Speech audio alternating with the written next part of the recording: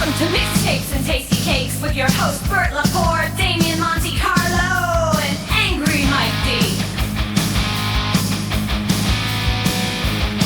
Alright, sit back and enjoy the ride as they talk about all things that rock and other useless knowledge you don't care about.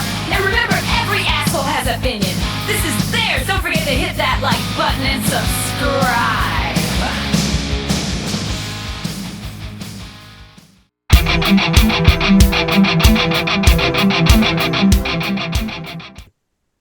All right, we're back with another episode of Mixtapes and Tasty Cakes. This one, we're doing another review, and it's the new Johnny Cash record. Obviously, he's not alive anymore. He passed away about, I guess, about 20 years ago. Wow, it's been that long.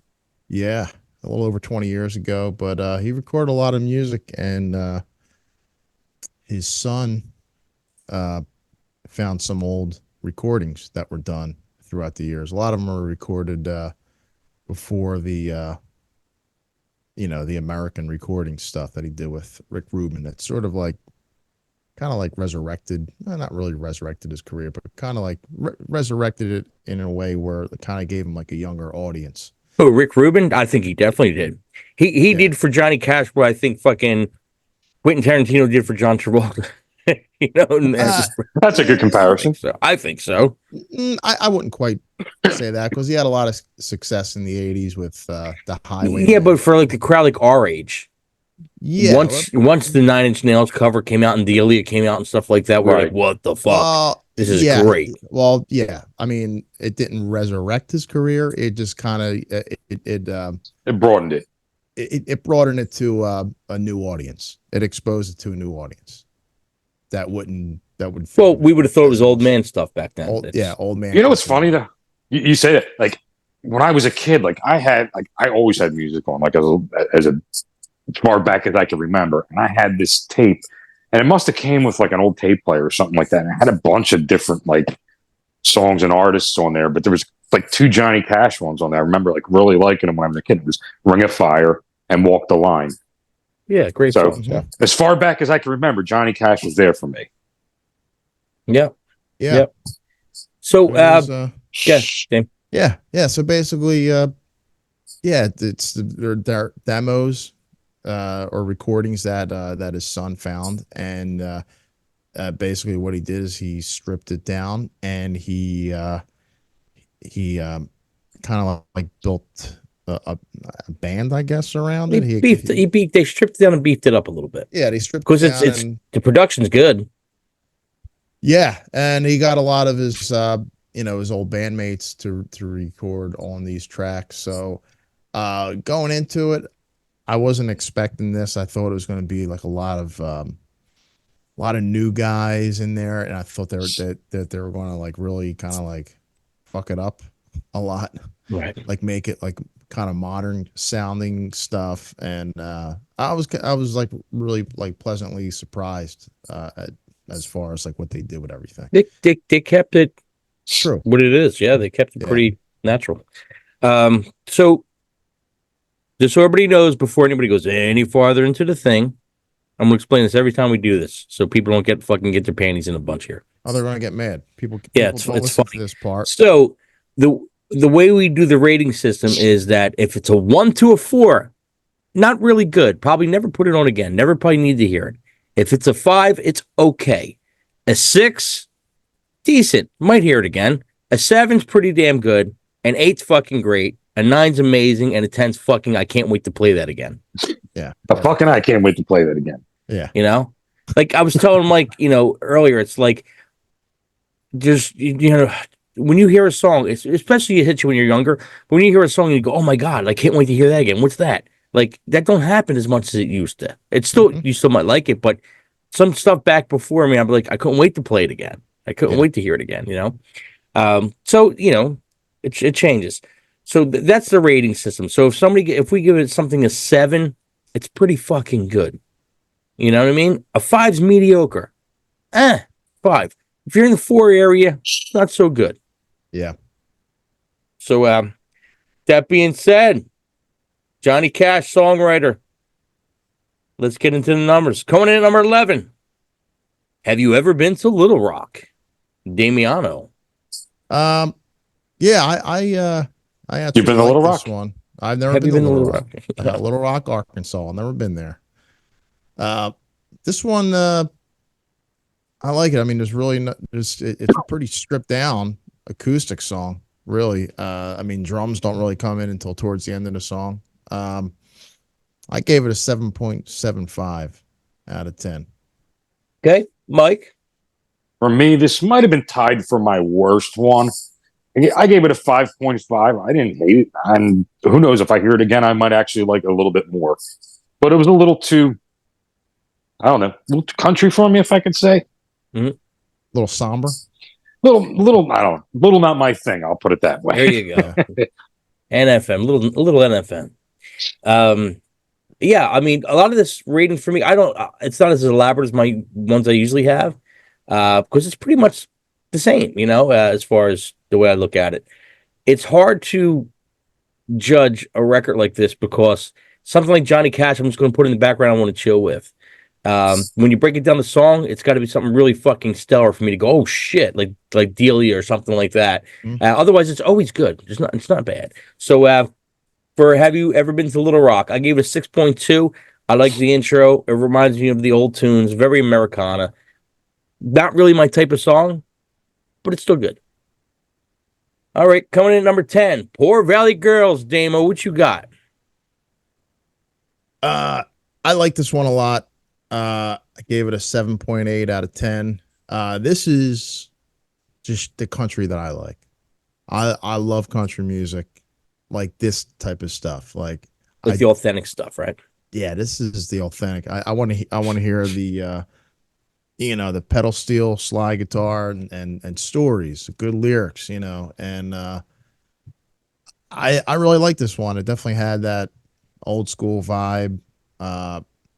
I've been to Nashville a bunch of times, and if you go in some of the bars in the afternoon, they play stuff like this, and I really like hearing this. All that. I don't want to sound like one of those get off my lawn guys, but a lot of this newer stuff, I'm not really that crazy about. But this I like. I really dug this one. Like the new country, it's just pop music, It's Pop like music. it's like Yeah, With a little twang. Right? And like I don't know. To me, it's like I'm not a huge country guy, but the stuff I hear today, I'm kind of like the little fake country music, in my opinion. yeah. It's not much substance behind it. Mike D, what do you got for Poor Valley Girl? Oh man, I'm starting off good on this, ain't I? I gave this one a 5.5, tied for my lowest. Little too country for me, not my thing. I didn't hate it. And again, like the previous one, I think if I listen to it again and again, I might like it. But Okay. a lot of this is background music. So even though I'm giving this a 5.5, it's like I'm not hating. It's not bad. Right. Poor Valley Girl, I gave it 6.5. Like kind of like what Mike said. Most of these songs are okay. It's good chill music. If you just want to sit back, kick back, relax without all the noise, and you just want something in the background to relax to, this is good. Coming in at number 9, Soldier Boy. What you got, Demo? Yeah, this was one of my lowest rated songs, which was a 7. I mean, everything, like you said, even like the album we did last week, The Warning. A lot of the songs were, to me, I thought they were really good. Just like this one, they all fall in that 7 to 8 range. Or, they're really good songs, but very consistent. This one I gave it a 7, just for the overall vibe of the song. I didn't really like as much as the other ones. I still liked it though, but Mm-hmm. Mike D, Soldier Boy. I originally had this at a 6. I bumped it up to 7. I kind of like it. It's a storytelling song. I could actually see this in like a war movie or something like that being played. It's kind of a cool song. Soldier Boy, I gave it 6.25. It's classic Cash storytelling, which I like. I like the storyteller stuff. Overall, it's pretty cool. I mean, would I put this one on the mixtape? Probably not. But I like the storytelling stuff, How about on a tasty cake? Maybe on everything's good with a tasty cake. Yeah, Damiana. All right, coming in number 8, Sing It Pretty, Sue. What you got there, Damo? Yeah, another one. I gave it a 7.3 out of 10. I liked it a little better than the last one. Another like really old school sounding country song, which I liked. And again, I'm really happy that they kept all these songs in that vein. They didn't try to like modern them up. And they're all the. If you guys notice, a lot of the songs are like in the 2 to 3 minute range. They're all like pretty short in length. Yeah, I mean the album only clocked in about 30 minutes. Yeah. Oh wow, so was that short? I didn't know that was short. It's an easy listen. Mike D. Yeah, I mean, it wasn't my favorite. A little country for me. I gave this a 6.5. Okay, Singing Pretty Sue, I gave it a 6.75. I like the story. Classic Cash. Good song. That's all I got for that one. Coming in number 7, Damiano, Like a Soldier. What you got? I dug this one. I think this one was previously released. It was released before I think actually, American and the American version. Yeah. Right, so was I think Sing It Pretty Sue was also released before. Yeah, right. There was at least 2 of them, I think. Yeah, there was 2 of them. This was or one 3, of them. 2 or 3. I think Drive On might have been 2. I'm not sure. Yeah, and I think Waylon Jennings actually sings backing vocals on this, and he's nice. He's been dead like 20 years. Wow. As well, but I always like those two. Both their voices together. They did a lot of stuff together, and you could hear them in the chorus singing along with them. But yeah, I gave this one. What did I give this one? 7.8, I think. Yeah, 7.8 out of 10. Mike D, Like a Soldier. What do you got? Like a Soldier, I have this one at 6.5. It was very basic Johnny Cash for me. Good storytelling song. Yeah, and closer of the album. I'm pretty much the same one as Like a Soldier, 6.6 for me. Hard to judge a lot of this because it's all sort of the same in a good way, but it's all sort of the same. It comes down to the words, I think, with a lot of his stuff for me. Absolutely. A couple of the little melody lines in the words. So it's more the story, which story I like best. Yeah. So this one was okay, 6.6. Okay, moving on, number 6 there, Damiano. She Sang, Sweet Baby James. What you got? It's a little more of a mellower one. I could see this like on an old Wild West movie or something where the cowboys are just kind of just chilling out. A couple of the buddies, on their horse, just moseying through town or something, But yeah, just a little bit a more mellower one. I gave it 7.25. Okay, Mike. I think I originally had this at a 5.5 and I bumped it up to a 6.5. Yeah, it's pretty much like Damien said, but yeah, it's a good song. She Sang Sweet Baby James. I gave it 7.2. I thought the words were good. It's storytelling, it depends on the story that you like. This one I liked. I thought it was pretty good. Coming to number 5, Spotlight. What you got, Dean? This is another one of the more of the lower ranked songs. Again, it was 7 out of 10, so it's still really good. But I think I didn't like this as much as the other ones because it had more of a modern type sound on it. But and also the guy from the another thing to note is the guy from the Black Keys is on it. He plays electric guitar. Dan Auerbach is on this. I was wondering who that was because I know the Black Keys. I just don't know them by name. Yeah, he's the the main guy in the band, I think. But yeah, I gave it 7 out of 10. Mike D. Yeah, I gave this one a 7.25. It's probably one of the more popular ones on the album. Probably if they're going to release something, it's probably going to be this one. I don't know. I didn't look at that. Nah, they released our number 1 actually. Okay, I could see that too. Yeah, let me go to me.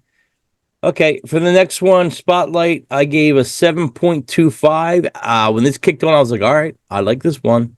I like the groove. It's got more of the Highwayman feel when he was doing the Highway Band with Willie Nelson. And it's got that guitar sound, a little of that reverb. I like this one. I like this one a lot. I like some of that stuff too.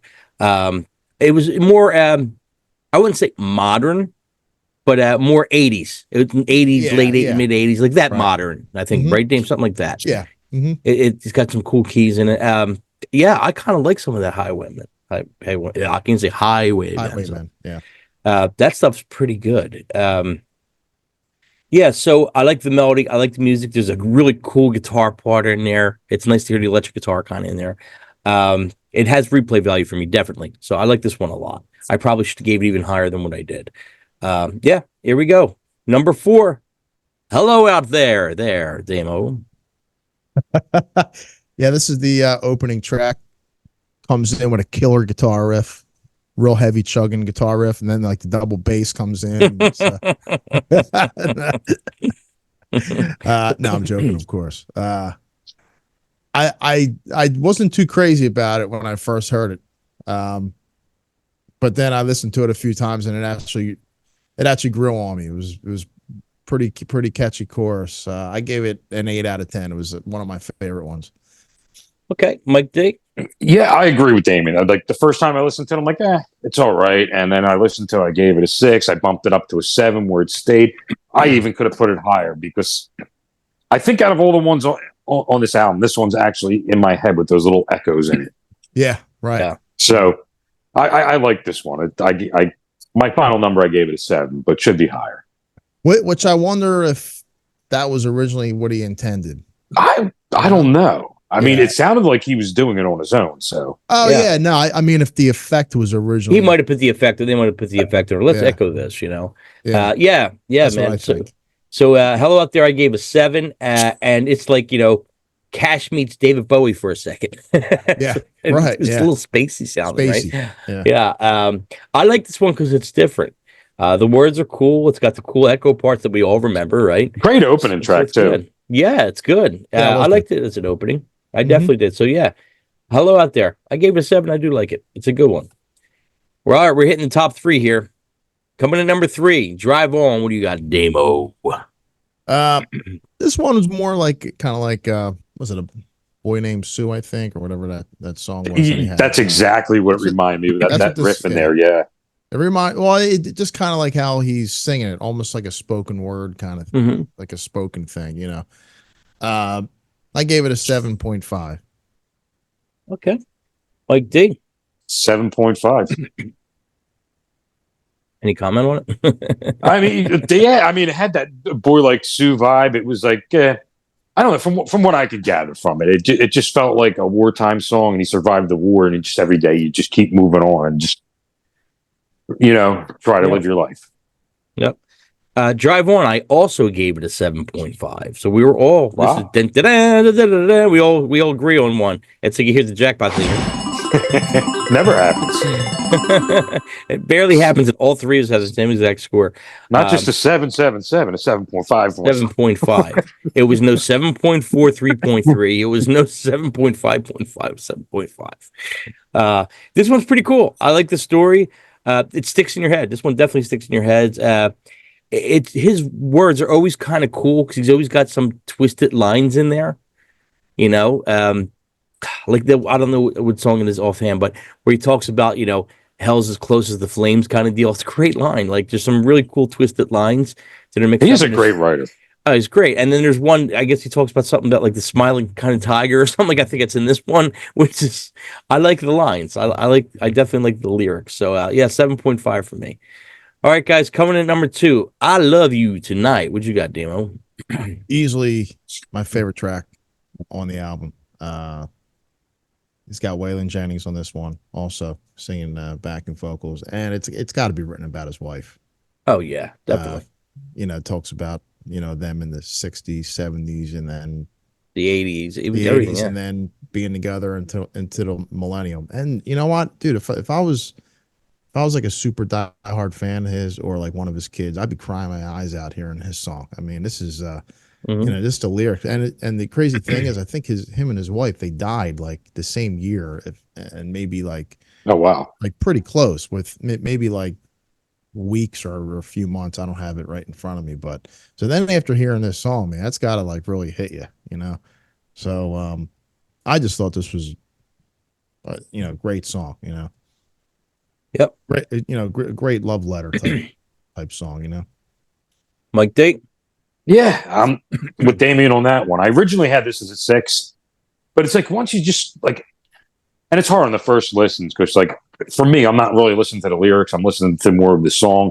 Probably by more of the second or third time I going through the lyrics, but I ended up giving this one a 7. Probably should even have been higher. Yep. Yeah, it's one of those things. I think when we do these ratings, even though some of the times they're out of the box because time restraints for us, and we try and get on stuff quick if we could, unless we're doing like a throwback thing. But so yeah, I mean, I think everything we should really try, if possible, give it 3 to 4, possibly 5 listens, because sometimes it does take, your initial reaction is cool, but sometimes Grows it on takes you. a little bit more. Some stuff, yeah. Yeah, like same thing with this. I gave it a 7.2 when I first started. I thought it was okay, good song, pretty good. I went back, listened to it again, read the lyrics with it, and went, pretty damn good. I like the story. It's got a lot of meaning to it. This could even probably went a little higher for me, but I gave it a 7.2. Good story. I like the little vocal build up. The chorus is good. It's a good song. All right, coming in number 1. Well, all right, Damo. Well, all right. What do you got for Well, all right, Damo? Good tune. Not one of my favorites though, but it Well, all right. definitely probably one of the more fun ones, I guess. Like if he only performed songs from this record, it would probably be like the closer. Yeah. So I gave it a 7.5 out of 10. Okay, Mike D. Gave this one a 7.75. Like, I don't know. Not that he put so much stuff out there. I don't know if he ever did a song like this, but it was very playful with the innuendos. Yep.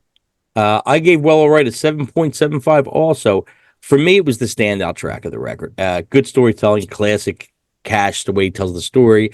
And like Dame said, it's a fun song. It's kind of like when you hear, not that it sounds like, but when you hear, Boy Named Sue, you listen to the story, you go, oh shit. And you listen to it, and you're like, oh, it's pretty cool, So, 7.75 for me. Johnny Cash's album Songwriter comes in for us at a total of 7.07. So it's pretty good. We consider it pretty good. Okay, Dame, we're going to go with you. Final thoughts on the record. It exceeded my expectations really, because whenever they uncover stuff and then they fuck with it, it always raises like red flags to me.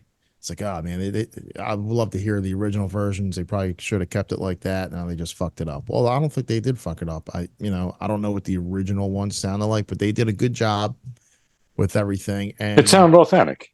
It sounded authentic. Yeah, it sounded authentic. It sounded pretty true to maybe what his vision was on this stuff. And all the songs they clock in are 2.5 to 3 minutes. They're pretty stripped down. There's not a big production with this stuff, and the lyrics, the stories are great. That's why I love this stuff so much, man, because you're paying attention to the lyrics. Where like on a lot of heavier music, I think I listen to the music first, and then the chorus, and then the lyrics, and the actual lyrics afterwards. So I like it when stuff is stripped down and the focal point, the story, is the focal point, and that's what these songs are, and hence the title, Songwriter. There you have it. Yeah, Mike D. Yeah, I actually went out and looked on Amazon to see they have this on there on vinyl. And to my surprise, I mean, I was going to buy it if it was $20, $22, something like that. It was $30, a little bit too high for 30 minutes worth of music. But I'll be looking for this one to drop in price there. Definitely, I would pick this one up and put it in my collection. Cool. My final thought is it's Johnny Cash. It's not going to be bad. He does what he does. I do like some of the classic Cash tunes. But I do favor the Rick Rubin era stuff, the American record stuff a bit more. Maybe because it's darker. I'm sure there's other darker songs, but it's more appealing to me. Mm-hmm. But his voice is so distinctive, and I love his tone of his voice. It's easy to listen to. I like the storytelling. It's all about the storytelling for me. I love it. If you can tell a good story, whether it's folk music, a heavy song, but when it's really broken down like this and you could really understand the story, it's weird. Like you said, they made a good point. You know, when we listen to something that's rock or heavier, the first thing we hit is, okay, for me, it's like, it's sometimes the groove hits you and you're like, oh, okay, the groove hits you. And then it's kind of like the melody for me, or the chorus. And then the words are kind of like the last thing you look at, you know? So if the words are good, it could bump it up a little bit, but you know kind of where you are already before you even hit the words. With this, I'm getting it boom, bam, boom, bam. I know what I'm getting. So it's all about the words and where he's going to fit in some of the melody. Because a lot of the melody is going to be similar. There's only so much you can do in there, right? For that style. And then he'll throw in some neat stuff in there, but the words, it's all about the words and the storytelling. So yeah, that's our thoughts on Johnny Cash, Songwriter. Pick it up or give it a listen. It's definitely a good listen. It is on Spotify right now, probably on iTunes and everything else. Available on Amazon and Mixtapes Just and came Tasty out, yeah. Cakes. We'll see you next week.